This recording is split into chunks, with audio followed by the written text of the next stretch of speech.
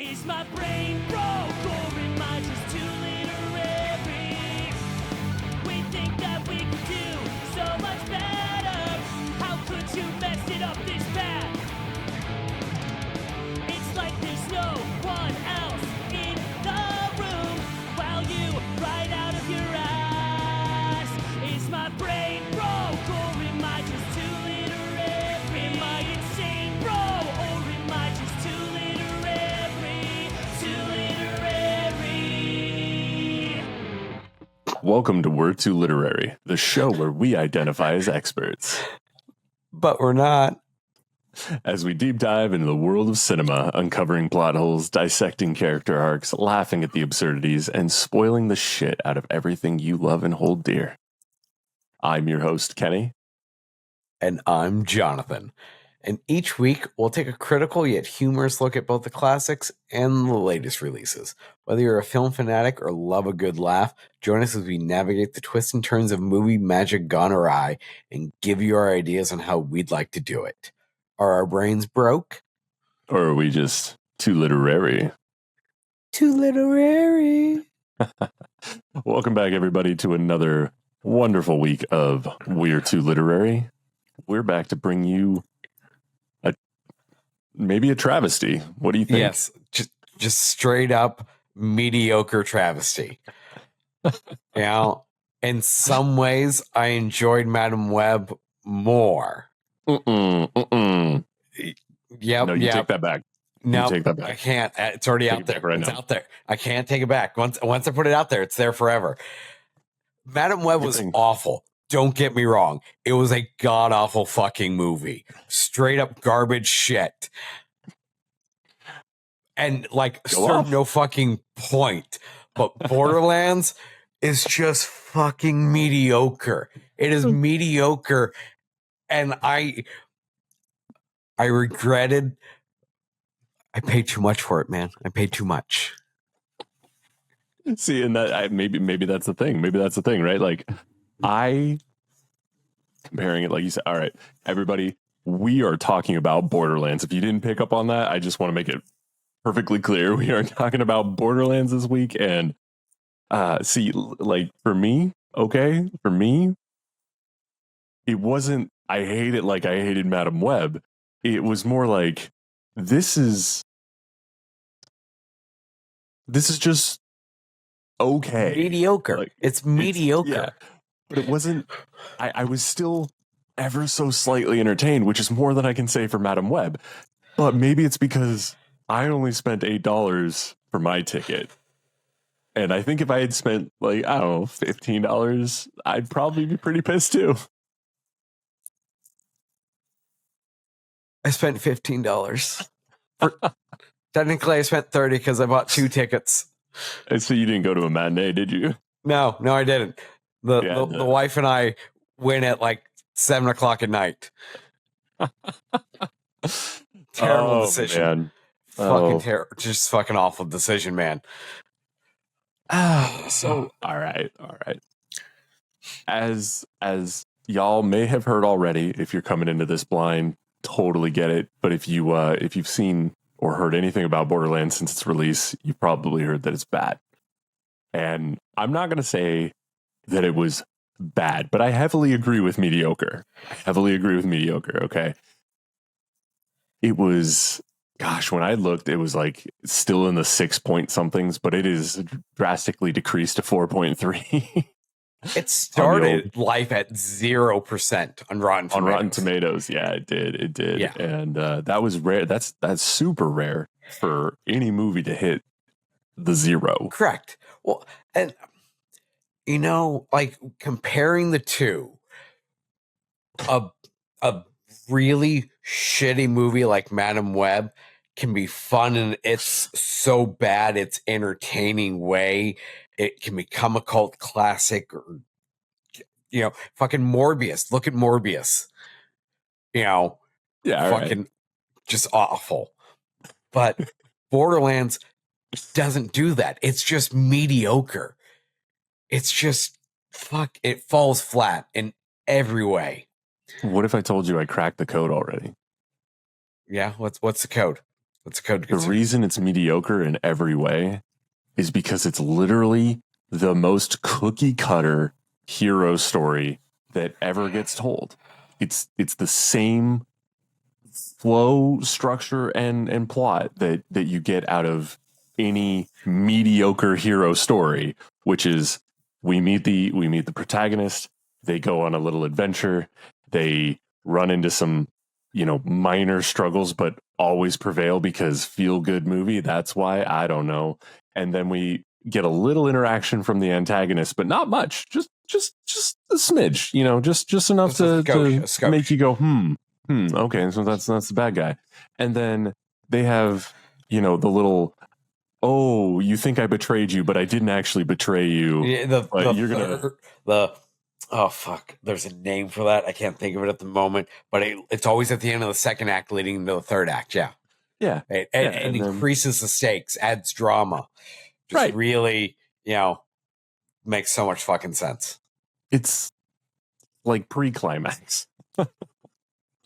I And hate the pre-climax. yeah, it's the worst.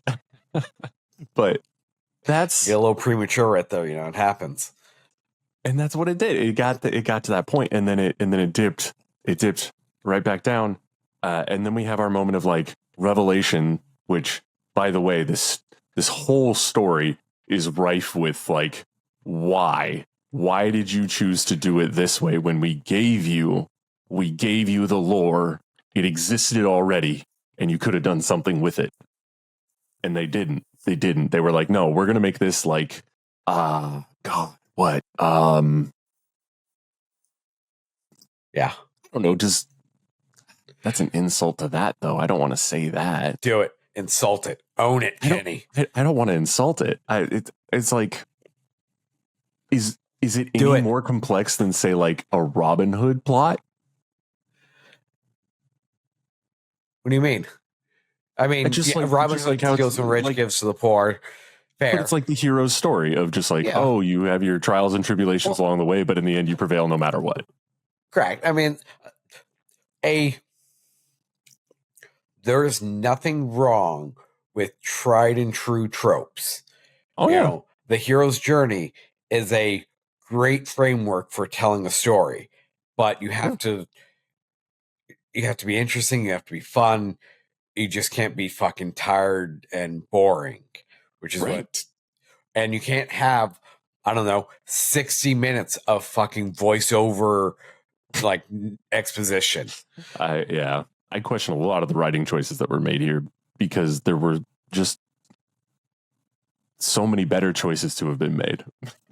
So many better choices. Agreed. Oh. Almost any choice would have been a better choice than what they did.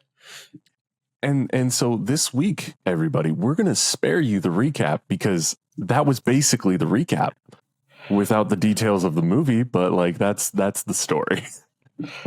Yeah. Let's just get into it, man. Like, for just the most obvious bit to this, for me, is the fact that this was an adaptation of a video game where they had a pre-existing a lot of fucking lore.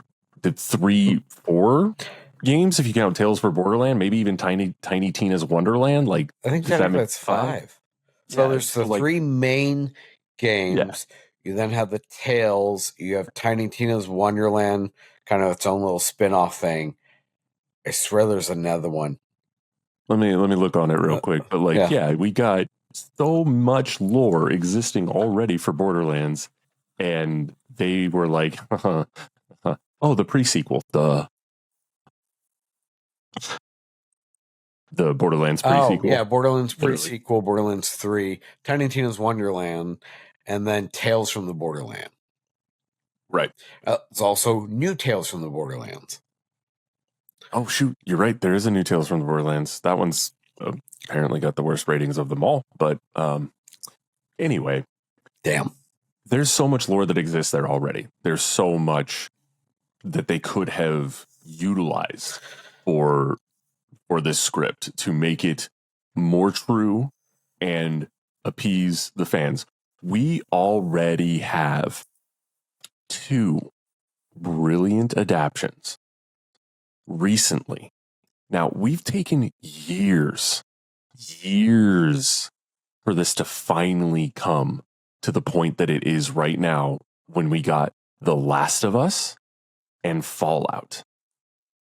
Those are Agreed. the fucking best video game adaptation shows we have seen since they started to really try. I can name a number of them right now. Doom, for starters, because of how much the top. it pains me. It pains me so much that they couldn't do that right, and I'll never forgive them. I'm sorry for all the Resident Evil fans out there, but that series, like the first one was okay, but it really never got better.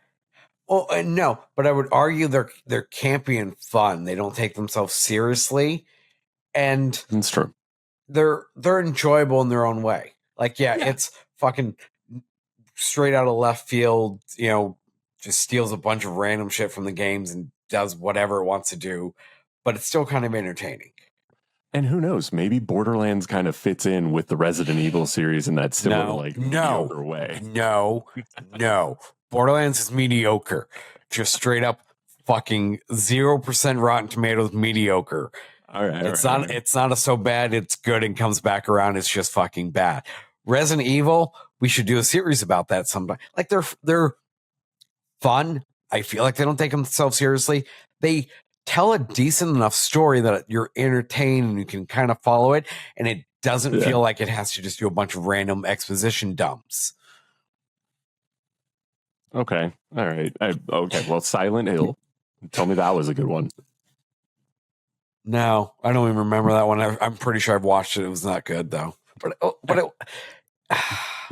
I mean, yes, there was 2 decades of just awful adaptations. I mean, look at Weeble, just fucking all his movies. I mean, Resident Evil was one of them. No, it wasn't. No, sir. Or Blood Rain. Blood Rain. Yeah. Resident Evil was Anderson. Right. Paul W.S. Anderson, because he did with Mila Jovovich. Right. Yes. Yeah, my mistake. But, just to spit out a handful more real quick. Assassin's Creed, Max Payne, Warcraft, Street Fighter, Uncharted, Tomb Raider, Mortal Kombat. And don't get me wrong, original Mortal Kombat from the 90s, that's a gem. I'll never forget that one. It's great. That's so bad it's good. Yeah, for sure. Yeah. But then, we finally got into modern era adaptions like Last of Us, Fallout, Super Mario Brothers, the animated one. That was entertaining. Dope. We did an episode on that. We did indeed. You can check it out. It's back a ways. Don't remember exactly what number it is, but it doesn't matter. We got Sonic, and Sonic's entertaining. I don't know if you ever saw Sonic, but honestly, I've actually watched some.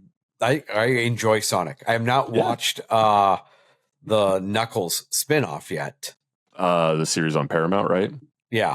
But I've watched the first 2 Sonic movies, and I mean, they're entertaining. It definitely helps that Jim Carrey is a phenomenal fucking actor and carries the movie. But the redesign on Sonic works.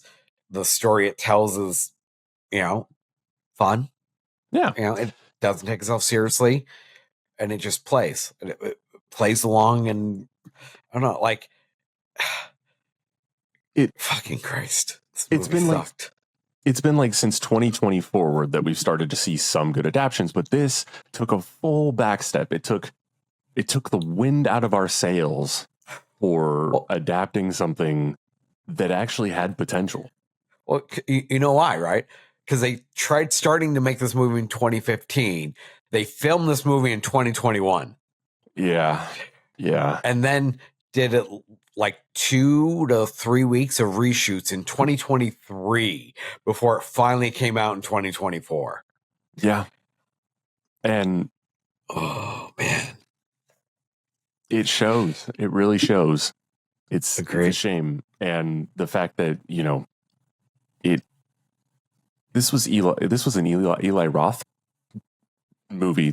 He's known for making some pretty great movies. And I heard that his original cut of it was actually a rated R cut, which would have made perfect sense. If you think about the fact that this is a rated mature game and the game was actually pretty gory. Yeah. And this there had was fucking nothing. literally, I don't even remember seeing blood. There's no blood.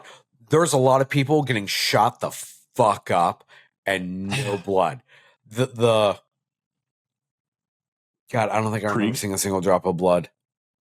Yeah, and Krieg's running around, the big psycho guy. He's running around people.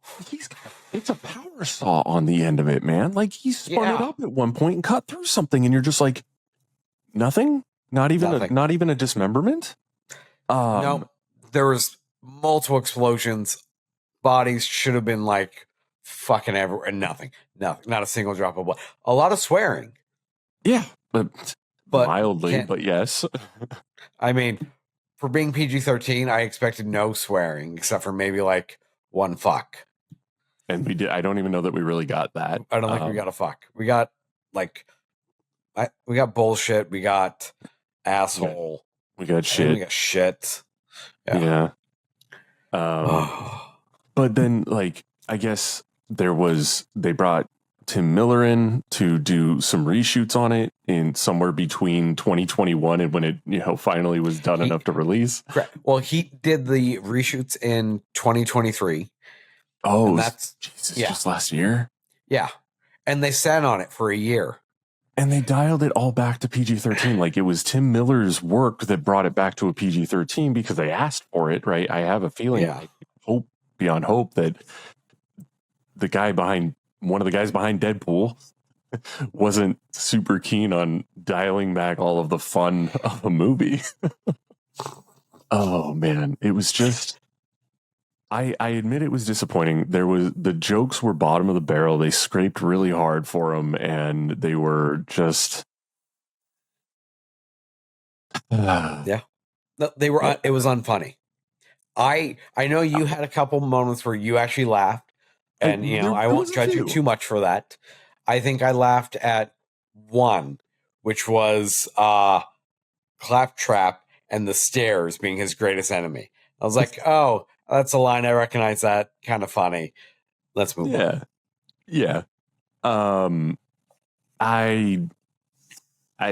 mean, there was a couple for me. A lot of it had to do with kind of the morbid humor around Claptrap and his dislike of Lilith's personality and wishing her dead so that he doesn't have to keep following her around. There was just something that was like slightly amusing about that. But, you know, in the very beginning, when we're introduced to Roland and he's, saving Tiny Tina, he's got the big helmet on and he's doing like the whole, like, what a stupid, I didn't find this funny, but I just wanted to point out how like try hard it was to be like Dark Helmet. It was like, oh, it's an oversized helmet with no breathing, no way to really breathe properly in it. And it was like, okay. And then I laughed because it was ridiculous to me that Lilith got the line of, I'm too old for this shit. It's like, great. Oh God. Okay. So oh yeah, now let me just summarize it like this, okay? Borderlands went from, we're introduced to Lilith, we meet the rest of the gang more or less, from Tiny Tina to Roland to the psycho guy, Krieg. Am I forgetting somebody? We later get Tannis, I guess. Yes. Claptrap, right? Claptrap, who voiced by Jack Black. I admit some of the actor work did carry a little bit in some areas. Like I actually feel like Kevin Hart took this role kind of seriously because he wasn't an awful part of the film. He was just kind of like, I don't know. He almost seemed like maybe the most reasonable one at times. I don't know. But we get introduced to the rest of them. And then it's pretty much about like, oh, we don't really want to deliver Tina back to Atlas. So we're just going to figure it out from here. And then maybe we'll open the vault along the way. And there were so many deviations from what is true lore behind Borderlands that's really all you need to know, is that from that point, it's just the, hey, we get beat up a little bit, we fight back and we win and it's over, roll credits. Hey, yeah. Yeah. Well, and I don't mind changes. Sometimes changes make sense when you go from one medium to another. You know, things don't always translate well. But they did some just weird shit, like Tiny Tina being a clone. Not a thing. Not a thing. Had nothing to do with the Iridians and anything to do with that. She was just a very traumatized little girl growing up alone, learning to survive. Yeah. Which has a great, like, story there if you want to bring her in. I don't think it was necessary. I mean, the problem is people really like Tiny Tina in the games. She's funny. Her humor works. Her characterization. You know, so they try to bring it here, and they gave her own game. Yes. That's how entertaining the character she was. Yeah. Yeah.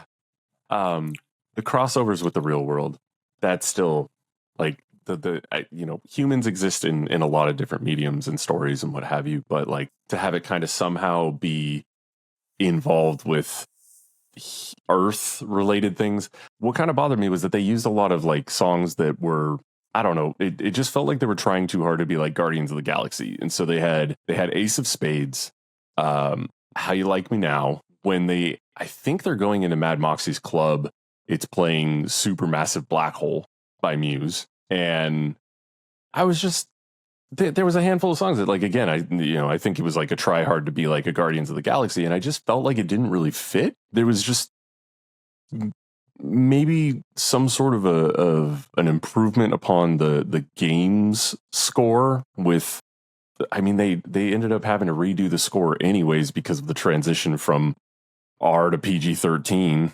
I guess the music just didn't really quite tie in very well anymore. So that it's like, okay, well, why not just go with what we know works? But it's because they didn't even touch the story in the same way. There's so much lore that they could have built upon that existed already, and that's agreed. I'm just going to jump in. I'm going to jump into where we're changing things up. Let's do it. Okay. Let's get into it, because I feel like there's more of that than there really is to talk about the movie itself. You know? Oh yeah, no, there's so much more to do. Even like we could do our own thing and still have done so much better. So let's do it. Let's get into it. Yeah.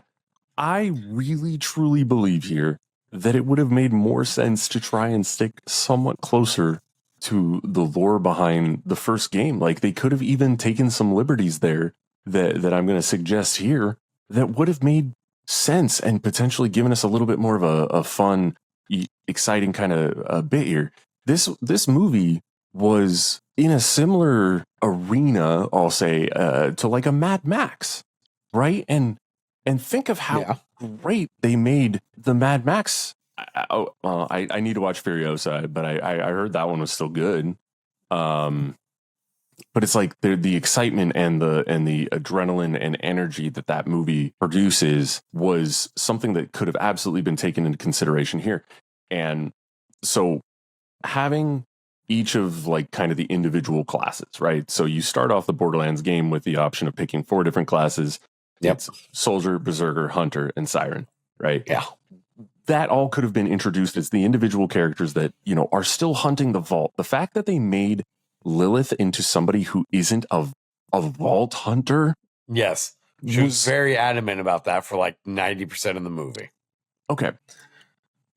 A couple of things about Lilith that I just want to touch on real quick as part of what I would do differently just because it doesn't make sense for the actual movie we're in right now. First of all, there's no shot that there should have been a single reason she didn't know that she was a siren. She does not learn that she is a siren until the end of the film. And there is, if she grew up on Pandora, whatever, she would have known, period. Because the game introduces you to her as a siren who can phase walk. The phase walk is literally the coolest shit. And of course, anytime I ever started this game, it was always siren. I really didn't care about, like, you get to be briefly invincible, and she was just such a cool character. And so they like did no justice by ignoring her powers. Yes, we got 2 phase walks in the movie too. Yes. That could have been utilized so much in her, even if it was still like a little bit of a distant future Lilith, okay? Because two, The other thing, she had a gun. In the game, Lilith has a gun called the Vladov Infinity. And it is a gun that has infinite ammo. Marcus calls it out, which it was kind of cool to have them like actually include Marcus. I forgot to say that earlier. They did keep him in there, which was fun because he drove the bus and it worked. Yeah. That was fine. But it's like that's the reason she never runs out of ammo, which is, you know, we never see her really reloading throughout the movie. Nobody does. Does anybody fucking reload in this movie? Not really. No. Maybe Roland did at some point. I'm failing to remember. But since she already had that gun when she was a siren, wouldn't it make sense that she knows she's a fucking siren? All right, I'll leave that alone for now and just say that like immediately that would be one of the first things I'd change is like let the characters have their abilities. Like it's part of what makes Borderlands. You know, we get to see Roland with his turret for a moment. The Berserker wasn't really a psycho, but I mean, like he really did basically the same thing of just pummeling guys like he's freaking Bane. The only thing that we really didn't see was like a hunter. Yeah. Well, yeah. So. None of them did anything cool, like ability wise per se, except for the phase walking. Yeah. I mean, which really just amounted to being like teleportation, which was kind of bullshit. Well, and then, I mean, yes, at the end, she does go Firehawk, gets sweet wings, and, you know, fucks everybody up. Yeah. Not bad. But you're right. Like, it makes 0 sense for why she doesn't know. Also, of course, had to give her the, you know, super tragic backstory of, you know, her mom abandoning her and Tannis like leaving her to fucking be raised by brigands or bandits or some shit because everybody needs to focus on the vault. Yeah, and the fact that she's like not a vault hunter. I mean, I guess, you know, the way they wrote it into the movie was that it was like there was probably disdain for the whole vault because that was what her mom was trying to figure out or whatever. I don't know. Where I'd take it a little bit differently here is that we've got other characters that like we didn't even really get to see any kind of introduction to. There was some fun bad guys, some fun bosses that you eventually saw throughout the game that I think would have been great inclusions to this. Would be like Nine Toes. He was the crazy psycho that was a big deal to have to deal with and go up against and everything, right? And I think later the other like midway boss was like Sledge. We didn't really even see like Skags hardly at all, and like why not include some environment? There was one. She shot at it in the beginning, and then it ran away. And it ran away, and then we never saw a Skag again. Correct.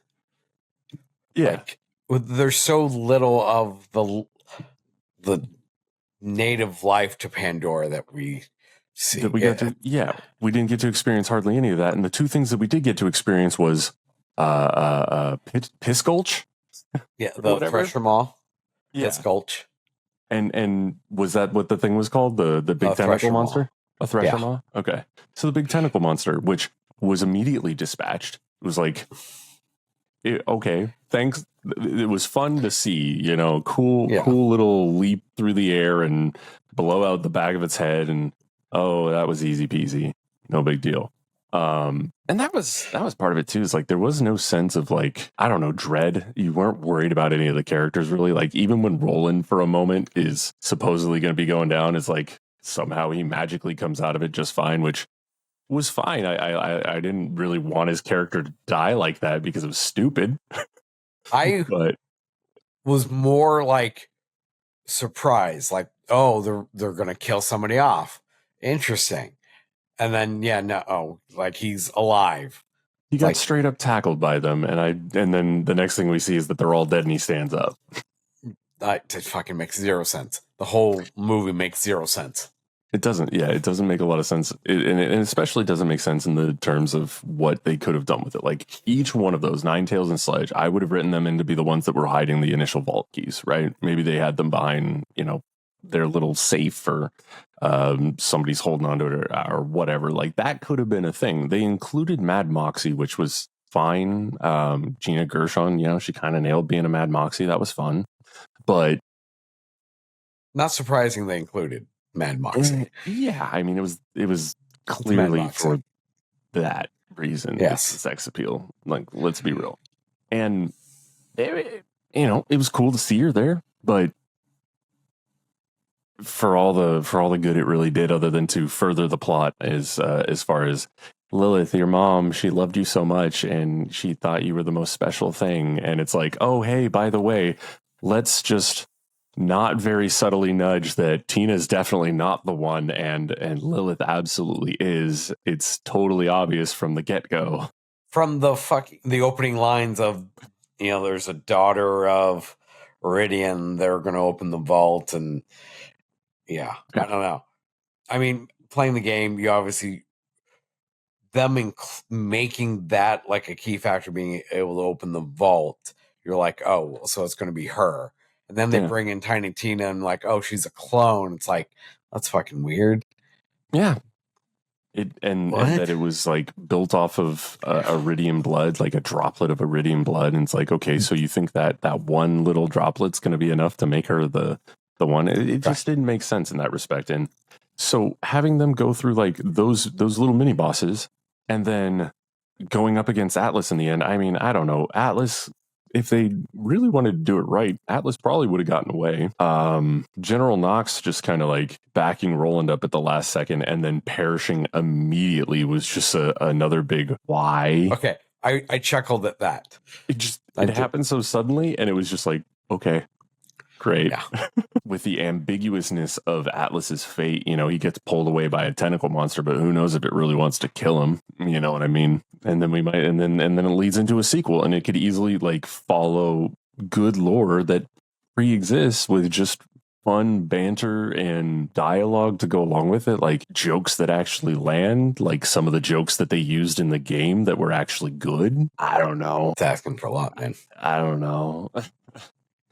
It's just, yeah. So I don't know. What would you do? I mean, yes, scrap everything they did, scrap all the actor. Like, I don't want to disparage the actors. They did a decent job for what they were given, but I don't think they're the right actors for the role without changing the story.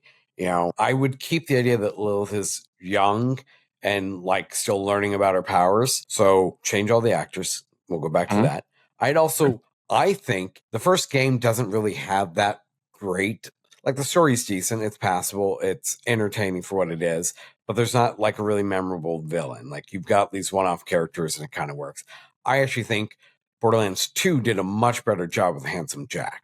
So I would bring in Handsome Jack as the main villain, which definitely requires a lot of rework because he, becomes the CEO of Hyperion by taking credit for opening the vault, and then that helps him take control of the company. And then during the course of the game, you find out he does some really terrible shit with his daughter using her siren powers to. Oh God, he's a shitty person. Yeah, he's bad. I would scrap the part about him using credit for opening the vault to become CEO of Hyperion. Just make him CEO of Hyperion. It doesn't really matter how he gets there, but I would show that the sirens are important people to the universe. We get some of that lore there where we see his daughter Angel, who is the one that's kind of like guiding the Vault Hunters, if you remember, in the first few games. Mm-hmm. So I would incorporate that. I would keep Lilith in the role. She was Angel.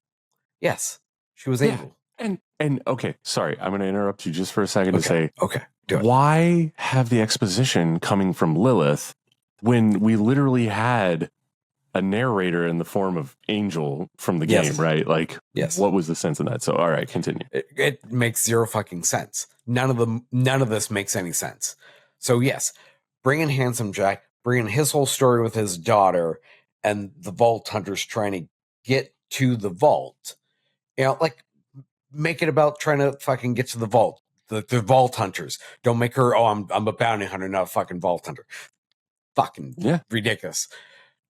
So we'll get back on track here. Don't let it consume you. I will do my best not to. But like incorporate some of 1 and 2, because one thing that's important to understand is adaptations, and I think we talk about this in a previous episode. Yeah. Going from one medium or media to another, like, things don't translate perfectly.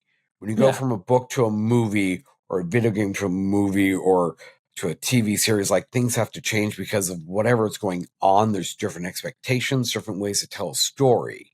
When you do a book, you can be inside a character's head and it doesn't come across awkward.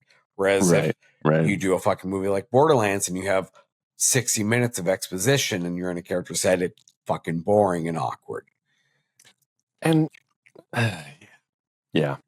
So each media has to have its own way of telling a story, and it's okay if you differentiate. Like, I love the idea of cross media stories. I love, looking at Star Wars. You have movies, you have books, you have comic books, you have games, and they all are canon and all part of one cohesive story. To me, that's super exciting and a lot of fun, but that can be super complex.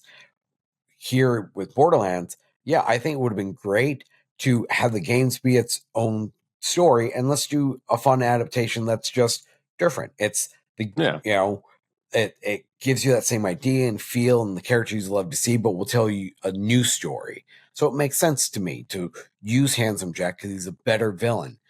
He's there to propel the characters, using his daughter to try and get access to this vault to get more power, and the Vault Hunters are fighting against him. Keep Lilith, keep rolling. I'm losing Creek. He was fucking boring. Bring in all the original four. If you feel the need to have Tiny Tina, who's fun, she could be a fun character. Don't make her a fucking clone. And you want to bring her in. She works really well with Brick. She has a great rapport with Brick and 2 and I think 3. She just works really well. So if you want to have Tiny Tina, have Brick. They have Krieg kind of doing a stand-in for Brick, but he's fucking not even 2-dimensional. He's 1-dimensional. He smashes things in the face and has zero character growth. And They nobody treated him like has character growth. Nobody does, except for Lilith. Kinda. Just a skosh. Wee bit. Yeah, they kind of treated it almost like D&D characters in a way, with Big Boy being basically like a barbarian with almost no intelligence stat. It's ridiculous. Yeah. Well, and I'll add one more thing as far as my side of it went, is the conclusion doesn't necessarily have to be about Atlas. And I guess I did kind of just rehash a conclusion that could include Atlas with the, whole tentacle monster and stuff. But in the end of Borderlands 1, they get into the vault, they go up against a big, nasty tentacle monster called the Destroyer. Correct. And, what was one of the best parts of Guardians of the Galaxy 2? The intro. The intro, the fight against the big tentacle monster. Yeah. That was one of the best parts. And I mean, it went along with a great song, and it was a lot of fun, and Baby Groot dancing around. It could have had a similar moment to that, where they're all fighting the Destroyer. And honestly, I think that the ending of Borderlands, the game, might have been a more fun payoff than the ending that we got, which was after defeating the Destroyer, they see that there's 7 lootable chests, and that's it for the vault. It was essentially the biggest letdown of a vault you've ever seen. Right. Well, but it would have been a better ending. It would have been entertaining. It would have been funny. It'd be these glittering chests, and it's cool. Great. Yeah. Seems like a lot. That's fun. There was and that's the thing. The vault is revealed to be a prison for a creature that is very dangerous. Yeah. And it would have been, you have the chest, and then you would have also had to reveal that there's not they look and they're oh shit, but just in the background or somewhere there's this reveal that there's way more vaults out there than they know about. That seeds the idea for more movies of trying to find these vaults and get treasure and fighting whatever. Yeah. It misses the tongue-in-cheek nature of the games and the capitalism message it has of fucking all the gun manufacturers and the control they have, and just again, the tiniest little blip of fan service at the beginning of the movie when they're panning over Pandora and it shows all the different hollows of the different gun companies, weapons manufacturers, and everything. Yeah. And that was it. Correct. The movie is missing the message. You know, Yeah. fucking, we should have, who should have handled this? Fucking Paul Verhoeven would have done an excellent job. Okay. RoboCop. Right. Yeah. Yeah. Yeah. And Because it should have been satire. It should have had a strong message of, kind of capitalism dystopia, but tongue in cheek and fun, and these people that are like fucking broke dicks trying to find a vault to make their money. Yeah. And instead they opted for the lesser little nod to RoboCop with the whole shooting the ever-loving shit out of Claptrap, who a little while later just sheds his outer layer. That was weird. Like, and then I was trying to figure shits out how that worked. Bullets. Yeah, like his fucking skin just pops off, and he's got blue skin underneath, which was weird. And then, literally 2 or 3 minute sequence of him just shitting bullets. Fortunately, it wasn't quite that long. I can attest to that. Really? Because I was Did you time it? Because I was wondering how long it was going to last, but it was just a little bit of a like, here's this before we lead into all the bloodshots coming after everybody, so that we can have a fun little gunny action sequence and escape. You know what? Yeah. I'm researching how long is the scene of Claptrap shitting bullets, because I feel like it was at least 2 minutes or something. And again, another like stupid quote that came from that definitely made me laugh a little bit was it has to happen now. Don't judge me. Like, does this really have to happen right now? He's like, yes, it has to happen now. I can't find it, and I'm not going to go see it again to time it.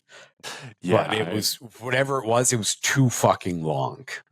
It definitely, too long. It definitely was at least a solid 30 seconds. God damn because it. Keep in mind, time moves slower during. Oh man, I would say like wait for this one, folks. Wait for it on streaming services. I can't honestly say that it's worth spending the money to go see it, even at matinee prices. It's a stretch. Definitely don't spend $15 to go see this movie. Please don't do that. As much as I want to encourage supporting the movies and everything, the ship's already sailed. So like if you do go see it, hey, they'll feel a little bit better about not even coming a tenth of the way into their budget. Okay. I think it's made like $12 million. It's on like 160. It's currently at 13.5 US Canada, and it's at a whopping 18 worldwide, and it cost them 115 million to make it. And then there's like another 30 to 45 in marketing budget. Mm-hmm. Yeah. Yep. Probably. We're not getting a sequel, and that's okay. I mean, if they do, it better be somebody new, a completely new written story, and it better really try and give it a shot to pay homage to the actual game, because otherwise, I mean, I even have to admit that there was a couple of CGI moments where I was like, okay, this doesn't look great. Yes. And you mean the container battle? A little bit of that. There was also a couple of spots where they were over large scenery, flying. I think it was one of the moments where the Crimson Lance Knox, she was flying over some canyon area, and you were just kind of like, oh, that looks a little bit not realistic like it should. Yeah. It was, so. And you know what? I can understand why we don't know who wrote this movie. I don't think we got into that. No, I guess we didn't, because Eli Roth is the one that I thought was really like the biggest uh, to speak for the story, but you had more knowledge than I did there. Yeah. So Well, so if you look at it on IMDb, it is written by Eli Roth and Joe Crombie, who is not a real person. And yeah, rightfully so, nobody is admitting who they are. That is Joe Crombie. There's a bunch of Yep. people, or I wouldn't say a bunch of people. There are several publications talking about it being Craig Mazin, but he's technically the third writer on this movie. And they brought in like 2 more after him. So who the hell knows? Now, did he ask for himself to be removed, or was it that? Well, he wrote yes, so he much. asked for his like name to be removed from association with the movie. Okay, And so his name's no longer attached, but there is a fake name of Joe Crombie. right. But and I did take a look at that, and it was literally the only credit to his name on the entire well, page. That was it. So, and it's a common thing. Like when directors don't want their names to be attached to a movie, they go by Alan Smithy. Okay. Back in the day, it was real easy to do that, get paid, and then go do other stuff and not have this be like a black mark against you because there's, you couldn't do your internet research. Nowadays, it's a little bit trickier. Craig Mazin is adamant that he's not Joe Crombie. Yeah. We'll probably never know. But the sad thing is, like, Craig Mazin has done some great fucking shit. Like, I'm curious what his script would have looked like. I mean, he did Last of Us. He did Chernobyl. Would have been a lot better, and for some reason, and to think this was Lionsgate, I believe. Yes, check that. Yeah. It is Lionsgate. It's not like they're one to shy away from having it be. So I don't know. I wonder how much the studios like 2K and Gearbox like how much they might have asked them to tone it down. Maybe, I'm not sure. They had to have been so proud of themselves to get themselves up on a title card, but this is a moment where I have to ask, and I don't condone this behavior by the industry, by the way. I just want to say that point blank, that I'm wondering if this would have been the one that would have been better off as a tax write-off compared to some of the things that we've lost to tax write-offs. Like, go Batgirl on this and just make it go away. Yeah, I mean, if you have to use a pseudonym to avoid your name being credited for the writing, then why even bother releasing the movie? Because I mean, that's a valid point. We would have all been better off if that was the direction they had gone. Yeah, I'm trying to. Was it Coyote versus Acme? They did that too. They did that to that one, but like nobody took their names off the writers list for that one. Like James Gunn was a writer behind it. Yeah. So, yeah, I'm just saying, like, I don't condone it, but it does seem like that would have been the move. Maybe. Either way, if you're going to see it, I do recommend waiting for streaming. I can't really, in good conscience, say go see it in the theaters and spend money on that, unless you just have nothing else to see in the theaters and you want to go to the movies real bad. But I think go see anything else. Fucking anything. Alien Romulus just came out at the time of us doing this. That's supposed to be really good. Go see that. Please just anything else. But if you do go see it, hit us up in the comments. Let us know what you thought about it, because I'm curious to know if there are people out there who enjoyed it more than we necessarily did. I mean, I will say that I probably enjoyed it a smidge more than Jonathan did. But apparently not saying much. So, no, I'm down here. I fucking hated this movie. I'd rather.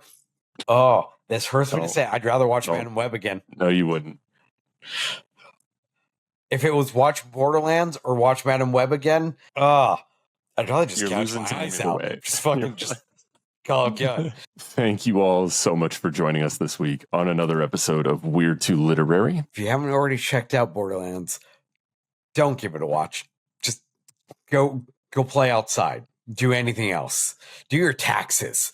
Now, if you haven't done it by now, you've got another fucking problem, though. So, definitely do those. Then Unless you're come back pre-planning for and leave next us year. a comment. What's that? Yeah. I said unless you're planning for next year, but That's fair. I mean, it might be a little early, but hey, be prepared. That's what I always say. Now I do. But regardless, let us know if you agree with the ideas we had and the changes we would make. I mean, I can't see why you would prefer the movie over how we would do it, but yeah, it's true. God damn it. Oh, and if you have any ideas of your own, fucking share them. Put them in the comments down below. Send us some email. Just talk to us. Feedback at wordtoliterary.com. There you go. And don't forget, he's got it. Yeah, it's all up in here. You can find us on all the major podcast platforms. So, right here on YouTube as well. Obviously, you're watching us if you're here. But if you're not here and you're listening to us, well, then you're probably on one of those services already. And if you're listening there, please give our show a rating. It really helps a lot. We appreciate that. And leave us a review if you'd like as well. If you're watching, don't forget to like and subscribe, please. That also helps out the channel a lot. Please. I don't sound desperate, do I? Yeah, maybe just a little bit. Smidge.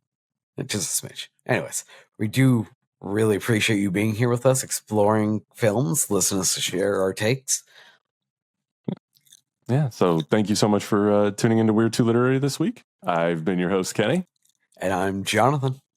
And we'll see you next time. Bye now.